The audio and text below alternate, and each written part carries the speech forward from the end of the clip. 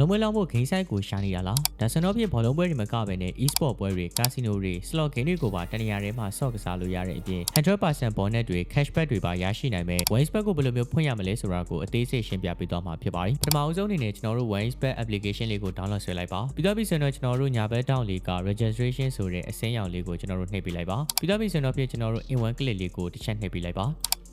တတိယအဆင့်အနေနဲ့ကျွန်တော်တို့အပေါ်၃ချက်ပုံမှာပြထားတဲ့အတိုင်းပဲ promo code နေရာမှာ GGR99 ဆိုပြီးတော့တေချာလေးထည့်ပေးလိုက်ပါအောက်မှာပြထားတဲ့အမှန်ချက်လေးကိုလည်းနှိပ်ပြီးသွားရင်တော့ register လေးကိုနှိပ်လိုက်လို့ရပါပြီပြီးတော့ကျွန်တော်တို့ I am not robot ဆိုတဲ့ဘေးနားလေးကအမှန်ချက်လေးကိုနှိပ်ပေးရပါမယ်နံပါတ်5အဆင့်အနေနဲ့ကတော့ခေါင်းစဉ်မှာပြောထားတဲ့အတိုင်းအကုန်လုံးကိုရွေးပေးရပါမယ်အကုန်လုံးကိုရွေးပြီးသွားပြီဆိုရင်တော့ကျွန်တော်တို့ verify လေးကိုနှိပ်ပေးဖို့လိုအပ်ပါတယ်ဒီနေရာမှာဆိုရင်ကျွန်တော်တို့ account တစ်ခုရပါပြီအဲ့ဒီနေရာမှာကျွန်တော်တို့ user name နဲ့ password ကို copy ယူပြီးတော့ note ထဲမှာတင်ထားပါဒါမှမဟုတ်ရင်တော့ screenshot လေးကိုရိုက်ထားဖို့လိုအပ်ပါတယ်ဒါလေးတွေလုပ်ပြီးသွားပြီဆိုရင်တော့ next လေးကိုထပ်နေပါဒီစက်မှာဆိုတော့ပြင်ညာဘက်အောက်တောင်က menu ဆိုတာလေးကိုနှိပ်ပေးဖို့လိုအပ်ပါတယ်နောက်တစ်ဆင့်အနေနဲ့ကတော့ personal profile ကိုနှိပ်ပေးလိုက်ပါ user name ဖုန်းနံပါတ် email တွေကိုဖြည့်လိုက်ပါကိုရေးချက်လက်တွေထည့်ပြီးတော့ကျွန်တော်တို့ enter detail လေးကိုဆက်နှိပ်ပေးလိုက်ပါဒီနေရာမှာကျွန်တော်တို့သုံးတဲ့အချက်လက်တွေကိုကျွန်တော်တို့ account တစ်ခုထဲမှာဖြစ်ဖို့တော့အရေးကြီးပါတယ်နောက်တစ်ခုအနေနဲ့ကျွန်တော်တို့နာမည်တွေအနောက်စလုံးနာမည်အရှိစလုံးနာမည်အလယ်ရစလုံးမွေးနေ့မွေးရက်နေထိုင်ရာတိုင်းဒေသကြီးပြည်နယ်နေထိုင်ရာမြို့နေထိုင်ရာလိပ်စာစတာတွေကိုလည်းအသေးစိတ်ကိုတေချာလေးဖြည့်ပေးဖို့လိုအပ်ပါတယ်ပြီးတော့ဆိုတော့ကျွန်တော်တို့မှတ်ပုံတင်တွေကအချက်လက်တွေကိုအစင်လိုက်ကိုဖြည့်ပေးရပါမယ်ကျွန်တော်တို့ ID document ကိုရေးပါ